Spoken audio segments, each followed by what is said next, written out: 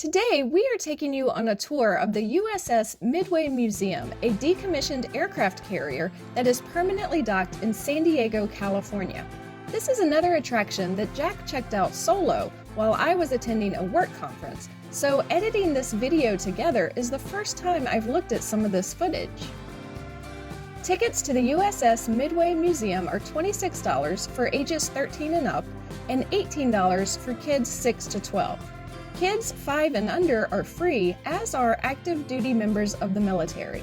The USS Midway was commissioned in 1945. It was named after the Battle of Midway, which, as you may remember from history class or from the 2019 movie, took place in 1942. Which is why the first exhibit you encounter as you enter the ship is about the Battle of Midway, even though this carrier didn't exist yet at the time of the battle. World War II's Battle of Midway was a major naval battle that took place in June, 6 months after Japan's attack on Pearl Harbor. It is considered by many historians to be one of the most consequential naval engagements in world history. The exhibit tells the story of the battle through photos and written histories, as well as a number of interactive displays. 2 restored fighter planes, like those used by the U.S. military in the Battle of Midway, are also on display. This area is also home to the Battle of Midway Theater, a 90-seat theater that airs a 15-minute film about the battle that also included some holographic technology that was pretty cool. As Jack continued his tour, he left the hangar deck and went upstairs, where he passed this board of Squadron's Insignias.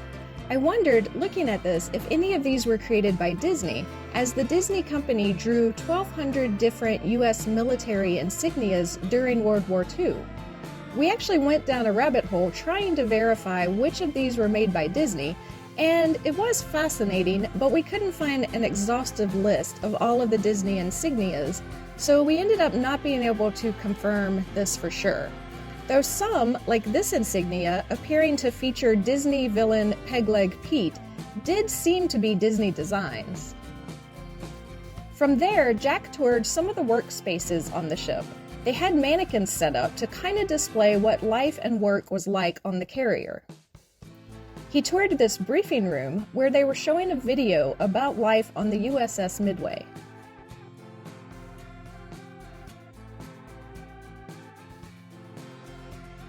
About 60% of the Midway Museum exhibits are wheelchair accessible, but to see it all I did have to go up and down numerous stairways that look like this, so keep that in mind if anyone in your party has mobility issues. I toured the Air Traffic Control Center,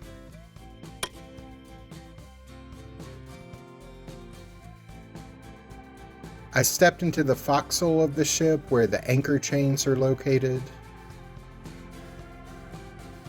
I toured the berthing rooms where the racks that the enlisted sailors slept in, or at least tried to sleep in, are located.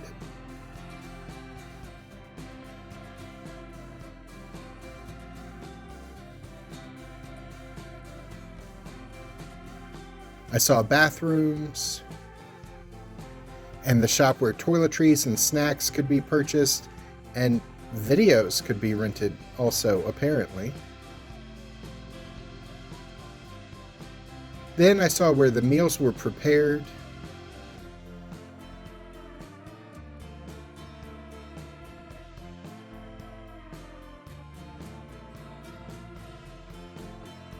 And served.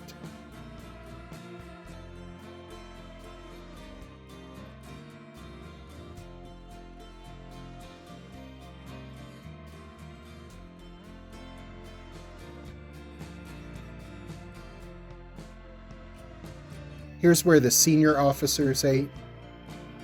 We aren't showing you everything. There's a lot more to see if you're able to visit in person. Here's the chapel.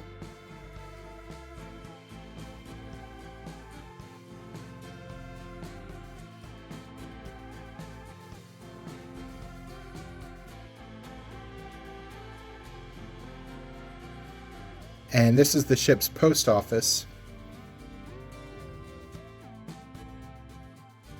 and the barber shop. Signage said sailors were having to get their hair cut every other week to keep it the correct length, so you can imagine how many haircuts were taking place here every day. Here's the brig. You didn't want to end up here.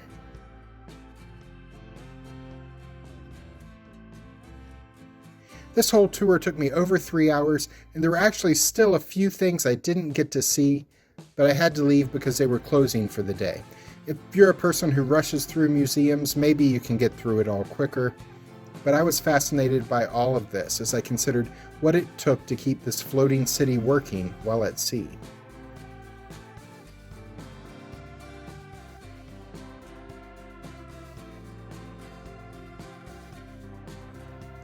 I went down into the ship's engine room and saw the ship's water line. Everything below that blue line would be under the water.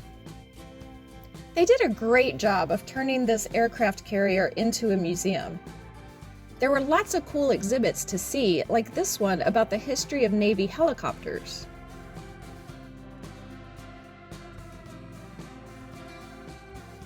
Or the evolution of aircraft carriers.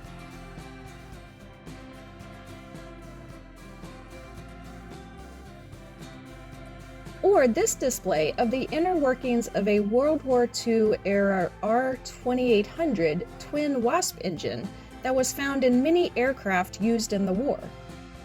The hangar deck also had a number of World War II era planes on display.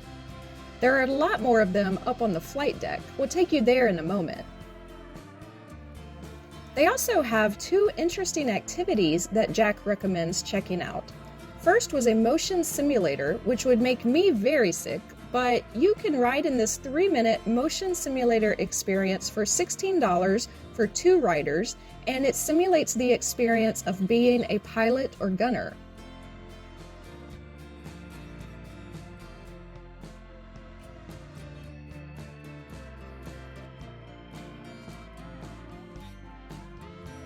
The other is a VR experience where you're just wearing virtual reality goggles, so you don't actually get flipped around in a ride simulator. I would probably do better with this one. That one costs $7 per person. There's a cafe on the hangar deck, as well as a gift shop.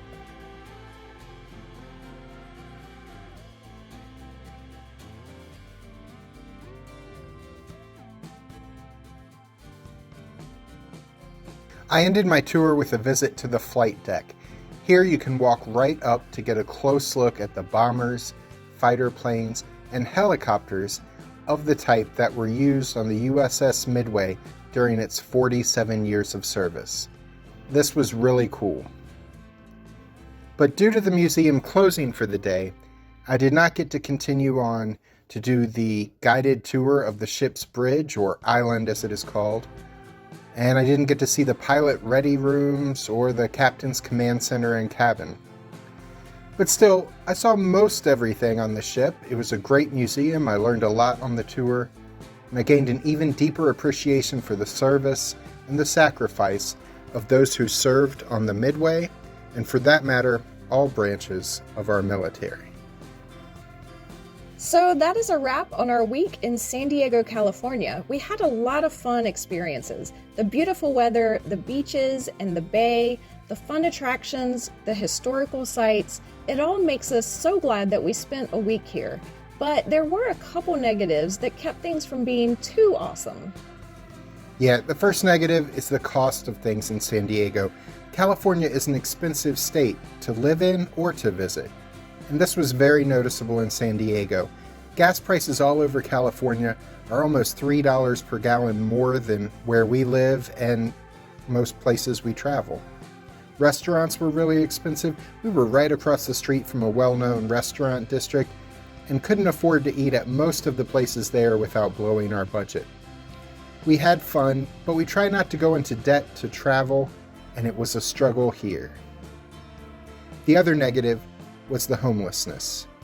It's not as bad in San Diego as it is in San Francisco or Los Angeles, but that's a pretty low bar. California has almost a fifth of the entire U.S. homeless population. There may be no easy answers, but whatever they're doing to help these people who are living in poverty and sometimes strung out on drugs, or sometimes having observable mental illness issues, just isn't working. We had read that the problem had only gotten worse in recent years, but it was very sad to see in person. These two perhaps not unrelated negatives aside, San Diego really does have a lot going for it. If you can afford it, the positives outweigh the negatives. It's a beautiful city with lots to do. Click the links at the end of this video to see either our top 10 things to do in San Diego video, or to check out our full San Diego playlist. I'm Alice. And I'm Jack. Please click the subscribe button and notification bell so we'll be sure to see you the next time we're traveling through.